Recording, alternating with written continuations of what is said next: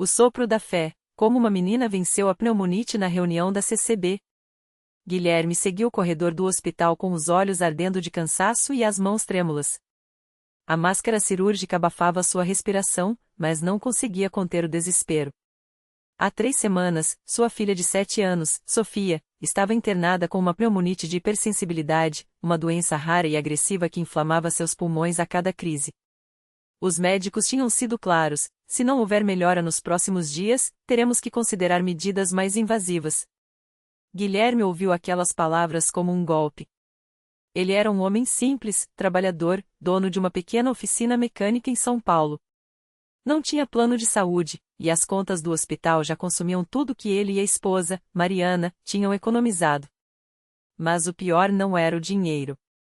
Era ver Sofia, tão pequena, lutando para respirar, os lábios arroxados, os olhinhos cheios de medo cada vez que a oxigenoterapia falhava em aliviar sua falta de ar. Naquela noite, enquanto Mariana chorava silenciosamente ao lado da cama da filha, Guilherme saiu para tomar um ar.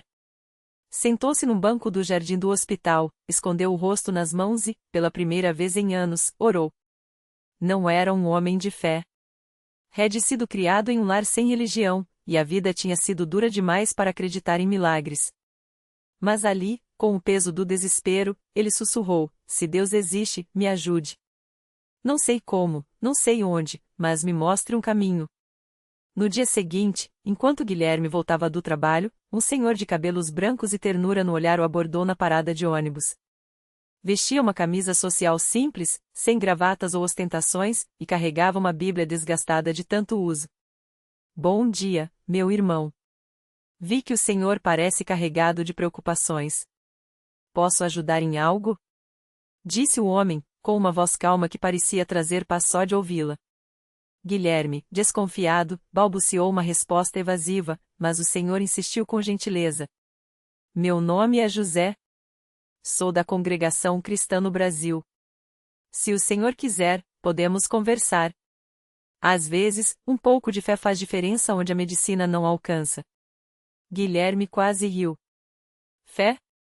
Ele tinha ouvido falar da CCB, uma igreja discreta, sem escândalos, onde as pessoas viviam com simplicidade. Mas milagres? Isso era coisa de filme. Ainda assim, algo no olhar daquele homem o fez aceitar um folheto com o endereço da igreja. Se não der certo, não perco nada, pensou. No domingo seguinte, Guilherme entrou na Congregação Cristã no Brasil com o coração apertado. O prédio era simples, sem luxos, paredes brancas, bancos de madeira enfileirados, e um pequeno púlpito à frente. Não havia banda, nem telões, nem palmas. Apenas irmãos e irmãs vestidos com modéstia, alguns de ternos escuros, outras com vestidos longos e lenços na cabeça, como manda a tradição da igreja. O que mais chamou sua atenção foi o silêncio reverente. Não havia barulho, nem correria. Só uma paz que ele não sentia há anos. O ancião, um homem de postura serena e voz firme, dirigiu a reunião com simplicidade. Primeiro, os hinos foram cantados à capela, vozes unidas em harmonia, sem instrumentos, como se cada nota saísse direto do coração. Guilherme não conhecia as letras, mas as palavras o tocaram. Confia no Senhor de todo o teu coração, e não te estribes no teu próprio entendimento. Ele sentiu os olhos ardendo. Quando chegou a hora dos testemunhos, vários irmãos se levantaram para contar como Deus os tinha livrado de enfermidades, dívidas ou perigos. Um deles, um jovem chamado Mateus, falou sobre como havia sido curado de uma infecção renal após ser ungido com óleo pelos anciãos. Guilherme ouvia tudo aquilo com ceticismo, mas também com uma ponta de esperança. No final da reunião, o ancião anunciou: Irmãos, hoje é um dia de Santa Ceia. Quem quiser participar, que se aproxime com reverência. Guilherme não entendeu muito bem o que era, mas viu os irmãos se levantando em ordem, homens de um lado, mulheres de outro, todos com respeito. Eles partilhavam o pão e o vinho em silêncio, como se estivessem diante de algo sagrado. Aquilo comoveu de um jeito que não sabia explicar. Após o culto, o irmão José o procurou. E então, Guilherme? O que achou? É diferente do que eu imaginava, admitiu ele. Mas não sei se isso vai ajudar minha filha. A fé não é magia, meu irmão. É confiança. Deus conhece seu coração. Se o Senhor quiser, podemos orar por Sofia. Guilherme hesitou, mas então contou tudo: a doença de Sofia, o desespero, as contas do hospital. José ouviu com atenção e disse: Vamos à casa do Senhor amanhã à noite. Teremos uma reunião de oração. Traga a sua família. Na terça-feira, Guilherme, Mariana e Sofia chegaram à igreja. Sofia, frágil, estava envolta em um cobertor, com a máscara de oxigênio. Os irmãos os receberam com carinho, sem alarde. Não houve espetáculo, nem gritos. Apenas mãos estendidas em oração. O ancião aproximou-se de Sofia, colocou a mão em sua cabeça e orou com uma fé que Guilherme nunca tinha visto. Senhor Jesus, tu que saraste os enfermos, que secaste lágrimas e ressuscitaste os mortos, olha para esta criança. Dá-lhe saúde, respiração, vida. Em teu nome, ordenamos que esta doença saia do seu corpo.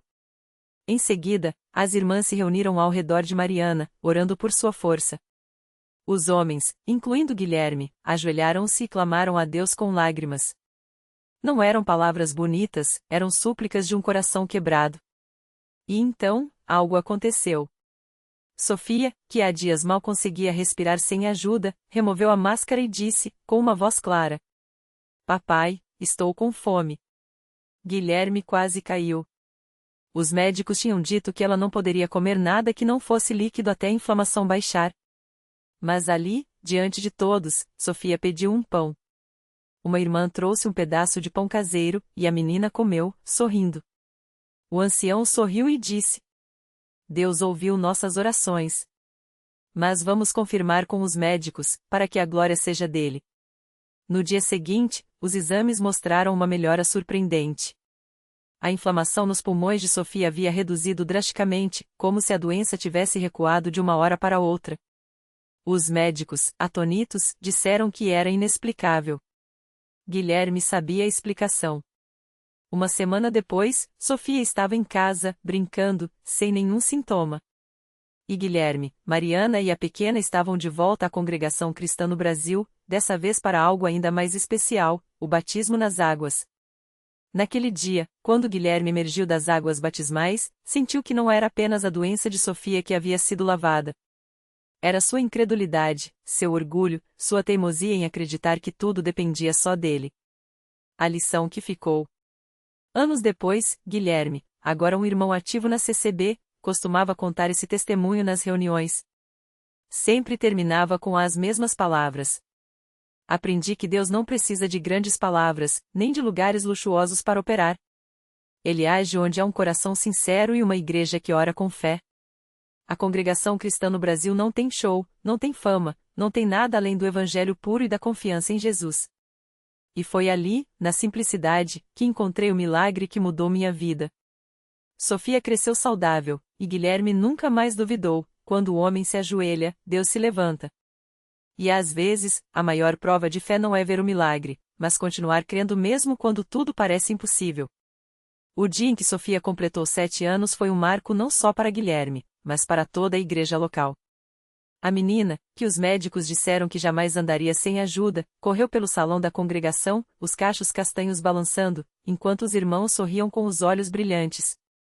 Alguns até enxugavam lágrimas discretamente, lembrando das noites de oração em que clamaram por aquele milagre.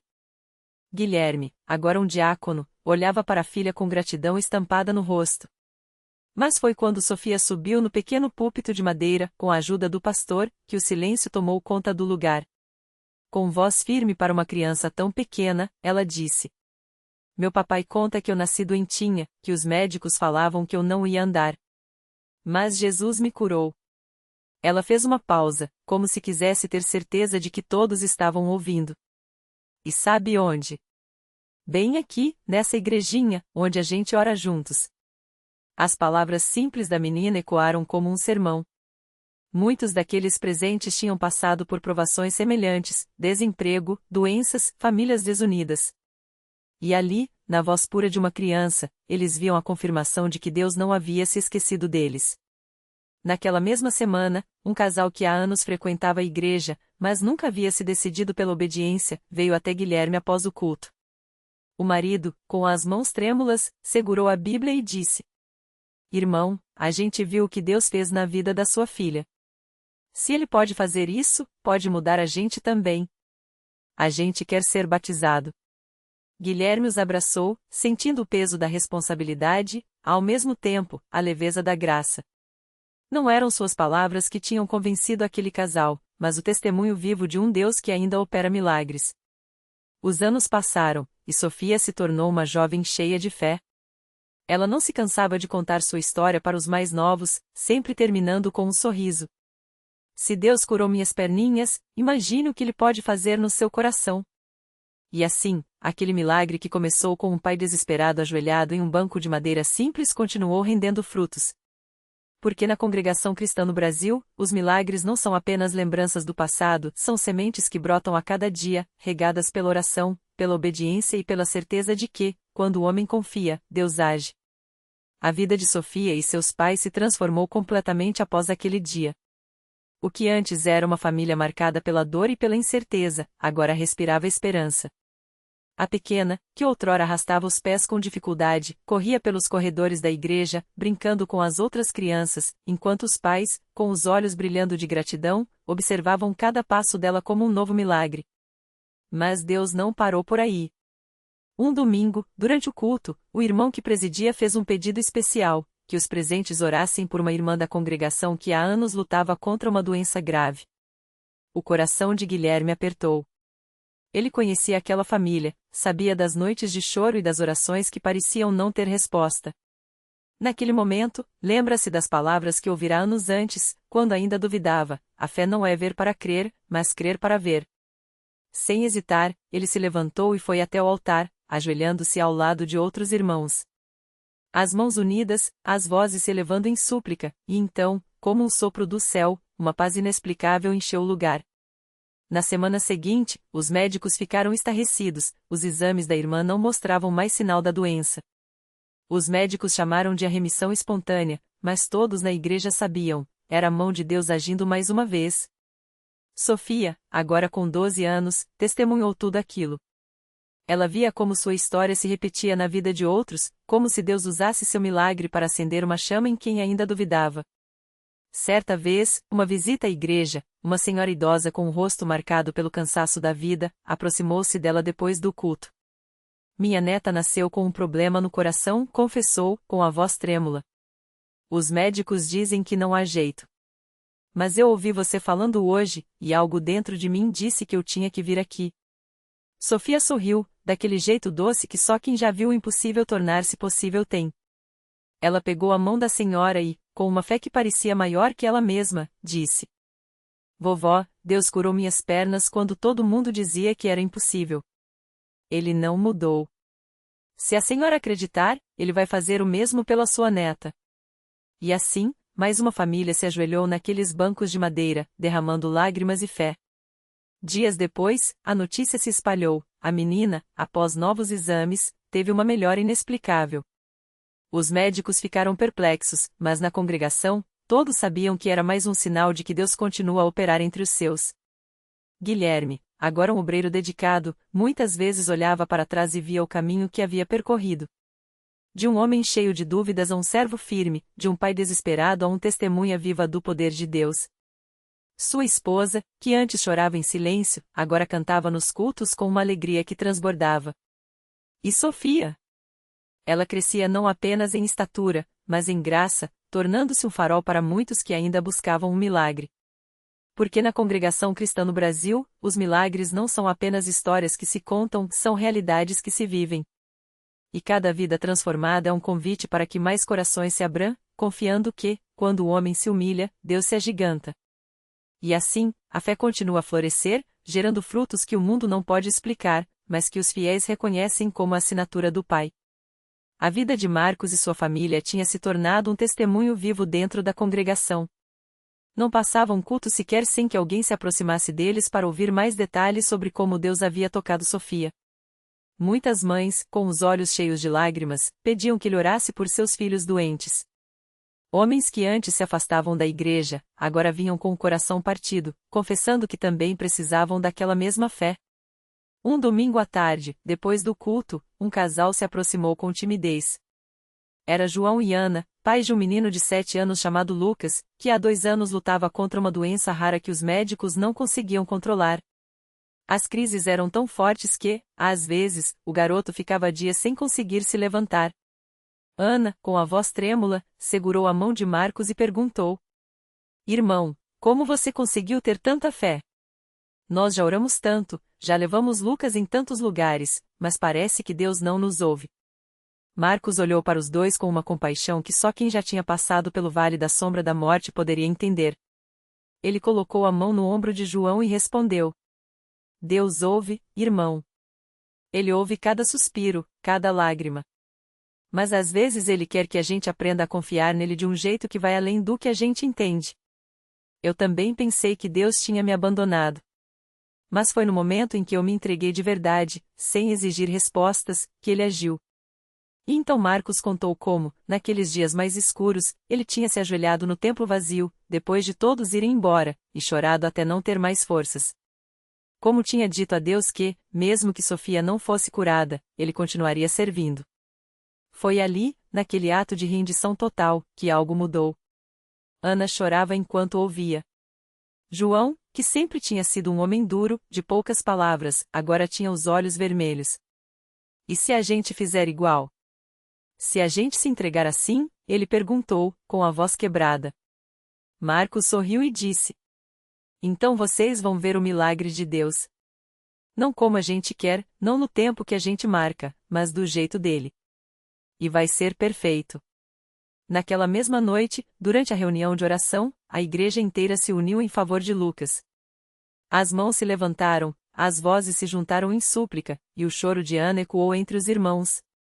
O obreiro, com a Bíblia aberta, lembrou a todos que Jesus disse: Tudo o que pedirdes em meu nome, eu o farei, para que o Pai seja glorificado no Filho. E ali, entre lágrimas e fé, houve um silêncio sagrado, como se o próprio Espírito Santo estivesse confirmando: já está feito. Na semana seguinte, Lucas teve uma crise tão forte que os médicos o internaram de urgência.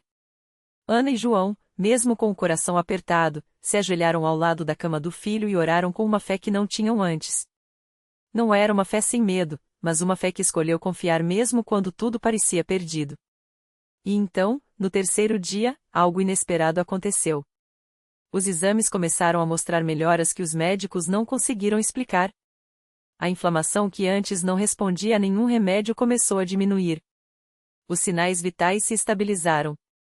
E, pela primeira vez em meses, Lucas abriu os olhos e sorriu fraco, mas sorriu. Mamãe, eu tive um sonho, ele sussurrou. Um homem de branco me segurou pela mão e disse que eu ia ficar bom. Ana não conseguiu segurar as lágrimas. Ela sabia. Sabia que aquele homem de branco não era nenhum médico, mas aquele que caminha nos corredores dos hospitais e opera milagres onde a ciência não alcança. Quando Lucas recebeu alta uma semana depois, a notícia se espalhou pela congregação como fogo. Mais uma vez, Deus tinha mostrado que ele não muda. Que ainda hoje cura, libera e transforma vidas. E aquelas pessoas que antes duvidavam, agora testificavam: vi com meus próprios olhos. Deus é real. João, que antes mal pisava na igreja, agora era um dos primeiros a chegar nos cultos. Ana, que vivia amargurada, passou a servir nas reuniões de senhoras, compartilhando com outras mães a esperança que havia encontrado. E Lucas? Assim como Sofia, ele se tornou mais um sinal vivo de que, onde há fé, não há impossíveis. Porque na congregação cristã no Brasil, os milagres não são coincidências. São respostas. Respostas de um Deus que não esquece dos seus, que não vira as costas para quem clama, e que, no seu tempo perfeito, age de maneira tão clara que até os mais incrédulos são obrigados a reconhecer: isso só pode ser coisa de Deus. E assim, a cada vida transformada, a cada família restaurada, a chama da fé se aviva. Porque quando um milagre acontece, ele não é só para quem o recebe, é um chamado para que muitos outros creiam. E a história continua, escrita não com tinta, mas com lágrimas de gratidão e sorrisos de quem encontrou a paz que o mundo não pode dar. Na pequena cidade de Tapetininga, interior de São Paulo, a notícia do milagre de Lucas e Sofia se espalhou como um vento suave que toca os corações mais endurecidos. Quem antes duvidava, agora perguntava: será que Deus também pode mudar a minha história? E foi assim que, numa tarde de sábado, uma família inteira entrou pela primeira vez nas portas da congregação cristã, carregando um fardo que parecia não ter solução. Era a família de Dona Maria, uma senhora de mãos calejadas pelo trabalho na roça, mas com o coração partido pela dor. Seu filho mais novo, Pedro, de apenas 16 anos, havia se envolvido com más companhias e, em poucos meses, mergulhara fundo no mundo das drogas. As noites em claro, as mentiras, os objetos de valor sumindo de casa, tudo isso já tinha esgotado até as últimas forças de Dona Maria. Ela orava, chorava, pedia a Deus, mas a cada dia via o filho se afastar mais, como se uma sombra escura o arrastasse para longe dela. Até que, certo dia, uma vizinha, a mesma que testemunhara a cura de Lucas, a convidou para ir à igreja. Dona Maria, se Deus fez aquilo por aquele menino, Ele pode fazer por seu Pedro também. Vamos só uma vez. Não custa tentar. Com o coração apertado, mas uma pequena centelha de esperança, ela aceitou. E levou consigo o marido, seu João, um homem de poucas palavras, mas que carregava no peito a mesma dor calada. Quando entraram no salão da congregação, Pedro nem queria entrar. Ficou do lado de fora, encostado no muro, de braços cruzados, com aquele olhar vazio que as drogas tinham lhe dado. Mas algo o fez parar. Não foram palavras, não foi ninguém chamando sua atenção. Foi uma música. Um hino que saía dali de dentro, cantado por vozes unidas, tão puro que parecia cortar o ar como uma faca quente. Oh! Que amor tão grande que por mim na cruz sofreu. Pedro nunca tinha ouvido aquilo antes. Mas aquelas palavras entraram nele como um raio. De repente, as lágrimas começaram a descer sem que ele pudesse segurar. Não eram lágrimas de fraqueza, eram de algo que ele não sabia nomear, mas que doía e aliviava ao mesmo tempo. Ele entrou. Sentou-se no último banco, envergonhado, sujo, com as roupas marcando o corpo magro que as drogas tinham deixado. Ninguém o julgou. Ninguém apontou. Só ouviu, junto com ele, a mensagem daquele dia: Deus não desiste de ninguém. Mesmo que você tenha se perdido, Ele conhece o seu nome. Naquela noite, Pedro não voltou para a rua. Voltou para casa. E pela primeira vez em meses, Dona Maria pôde abraçá-lo sem sentir o cheiro de álcool ou a atenção de um filho que já não era mais dela. Não foi fácil. As marcas do vício não sumiram de uma hora para outra. Mas algo tinha mudado. Pedro começou a frequentar os cultos. Primeiro, calado. Depois, participando. Até que, numa quarta-feira de oração, ele se levantou e, com a voz trêmula, pediu perdão. Não só a Deus, mas à sua família. E ali, entre lágrimas e abraços, seu João, que nunca chorava, soluçou como uma criança. Hoje, Pedro não é mais a sombra daqueles dias. Trabalha com o pai na roça, estuda à noite, toda semana, está na igreja não por obrigação, mas porque encontrou algo que nunca teve, um propósito. Dona Maria conta que, às vezes, quando passa pela porta do quarto do filho e o vê lendo a Bíblia, ela para e agradece. Não é um agradecimento qualquer. É aquele que sai do fundo da alma, de quem sabe que só um milagre poderia ter tirado seu filho daquelas trevas. E assim, como Lucas, como Sofia, Pedro se tornou mais um nome na longa lista de vidas que a congregação cristã no Brasil viu renascer.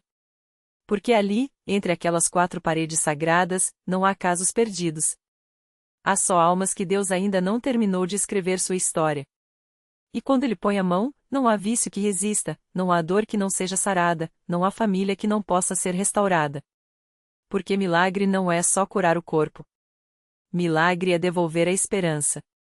É fazer o impossível se tornar real bem diante dos nossos olhos. E é isso que acontece, todos os dias, onde a fé é viva e o Espírito Santo age.